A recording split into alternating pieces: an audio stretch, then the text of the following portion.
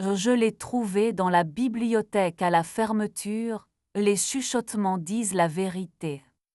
Je ne venais jamais le soir. La médiathèque fermait à 20h et le post-it d'ambre sur le frigo disait « Réunion tard, préparation nuit de la lecture ne m'attend pas. Ambre est ma femme. » Le mot réunion peut tout contenir. J'ai mis mon manteau, glissé mon carnet dans la poche et je suis sortie. Je m'appelle Solène, relieuse à l'atelier municipal. J'empêche des pages de se séparer.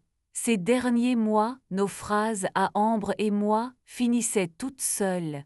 On s'aimait comme on range, bien mais sans regarder.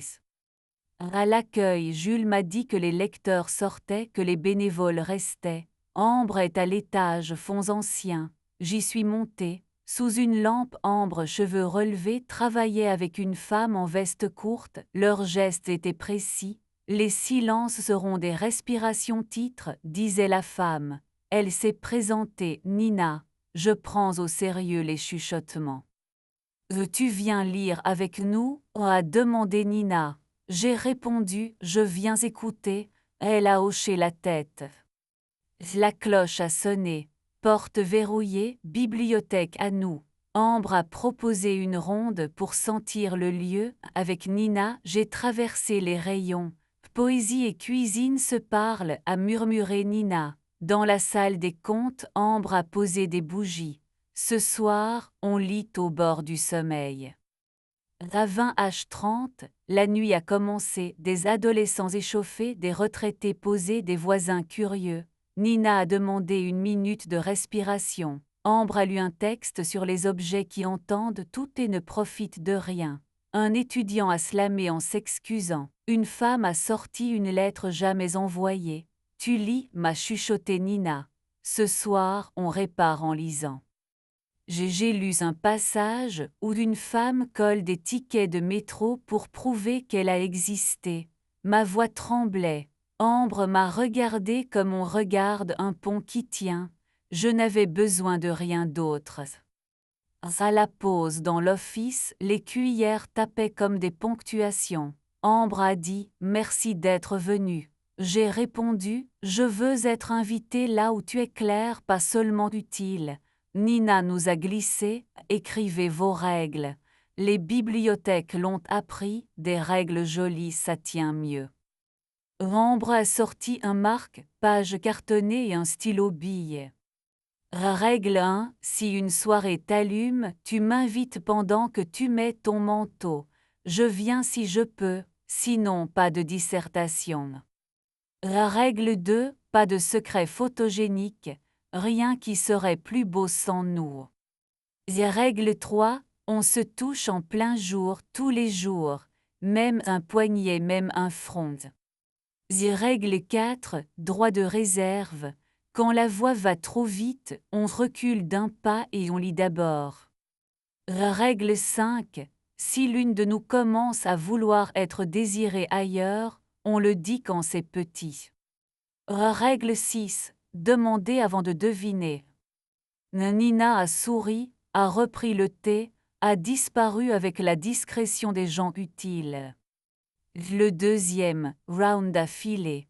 Un bibliothécaire a lu une page sur les fenêtres qui apprennent la pluie, un adolescent a eu le courage d'un mauvais poème beau, une dame a raconté son père qui offrait des livres jusqu'à ce que la colère s'entende. Je n'ai pas compté les minutes. Vers minuit, on a allumé les bougies. Ambre a choisi un fragment composé de post-it. Viens, j'arrive, attends-moi au rayon H. Le H voulait dire histoire. J'ai ri et j'ai pleuré un peu. C'était simple et sérieuse. On a rangé. Jules a vérifié l'alarme. Nina a enfilé sa veste, m'a donné le marque-page. Les règles aiment les portes d'entrée. Collez-les. Dehors, la ville faisait un silence clair. Ambre a glissé sa main dans la mienne comme on si « Tu viens dormir, je viens dormir, demain je colle. » Astérisque, astérisque, astérisque. Le matin, j'ai apporté des croissants et 2 aimants. Le marque-page a pris place sur le frigo. J'ai envoyé la photo à Ambre, elle a répondu d'un cœur tordu. À midi, un message de Nina, si vous oubliez, venez écouter la salle poésie. PS Règle 7, pas de reproches après 2H, on ferme, j'ai ri. Les jours d'après n'ont pas été un miracle. Parfois Ambre oubliait d'inviter, parfois je devinais, parfois nos mains rataient le rendez-vous, mais notre marque-page tenait. Chaque fois que nous respections une règle sans le claironner, nous faisions un petit trait au dos.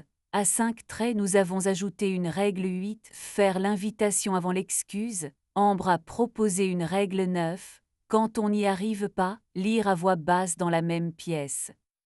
Un samedi, au marché, Nina nous a croisés. Les chuchotements vont bien, et elle nous a tendu des cartes de la bibliothèque pour dessiner d'autres marges. Nous avons bu un café debout. Les bibliothèques préfèrent quand on transforme les secrets en invitations. Le soir, Ambre a laissé un post-it. Viens, rayon H maintenant. Je l'ai trouvé au salon, livre ouvert, place gardée. Nous avons lu à voix basse dans la même pièce. Nous n'avons pas cherché à être exemplaires, nous avons été exacts. Elle a posé sa paume sur mon poignet, jour, touché. Astérisque, astérisque, astérisque. Mais la nuit de la bibliothèque n'avait pas fini de me dire ce qu'elle savait. Une semaine plus tard, j'y suis revenue seule à l'heure où l'on trie les retours. Les bacs débordaient de romans et d'excuses. Derrière le bureau, Nina remplissait un tableau de planning avec un sérieux qui rendait justice aux cases. Tu viens pour un livre en retard, a-t-elle plaisanté. Pour une habitude à l'heure, ai-je répondu, l'habitude de demander. Elle m'a proposé une chaise. Tout le monde pense que les bibliothécaires ont des réponses, on a surtout des questions honnêtes. Elle a baissé la voix. Tu veux que je reste témoin pendant une conversation difficile. Ambre est arrivée 10 minutes plus tard avec un sac de totes, le nôtre, celui de la fête du livre. Ses épaules étaient en mode de nuit, mais son regard était de jour. On parle. Nous nous sommes assises au rayon H, sur le tapis qui a vu tous les comptes. J'ai sorti le marque-page. J'ai respecté 1, 3, 6, j'ai raté 4 hier, j'ai parlé trop vite. Ambre a souri, triste et tendre. J'ai respecté 2, 4, 6, j'ai raté 1 avant-hier, j'aurais dû t'inviter. Et alors on corrige, a dit Nina en posant à distance une carafe d'eau, exactement assez loin pour ne pas devenir arbitre. Règle 10. Ambre a réfléchi, règle 10, pas d'héroïsme, les répétitions suffisent. J'ai ajouté, règle 11, quand on ne sait pas lire, on demande à la salle poésie. Nina a applaudi en chuchotant, adopté. Nous avons parlé 20 minutes, pas plus. Les bibliothèques aiment les durées justes. Ambre a dit qu'elle avait honte d'aimer la clarté ailleurs que chez nous. J'ai dit que j'avais honte d'aimer avoir raison. On a échangé nos hontes comme des livres qu'on a enfin le droit d'emprunter, puis nous avons rendu la salle à ses étagères. Astérisque, astérisque, astérisque. Depuis, rien de spectaculaire. Des petits oui, des petits non, des viens écrits sans drame. Un soir, Ambre a invité pendant qu'elle mettait son manteau, j'ai répondu je viens dans 20 minutes et c'était suffisant. Un autre, j'ai demandé au lieu de deviner, et la réponse m'a paru plus douce que toutes mes hypothèses. Notre frigo porte des règles écrites au stylo, tordues par l'humidité de la cuisine, et c'est très bien. Si vous cherchiez un scandale, je n'ai qu'une médiathèque après 20H, une femme qui croit au chuchotement, un marque-page collé sur un frigo, et des règles modestes qui empêchent nos vies d'écrire à notre place.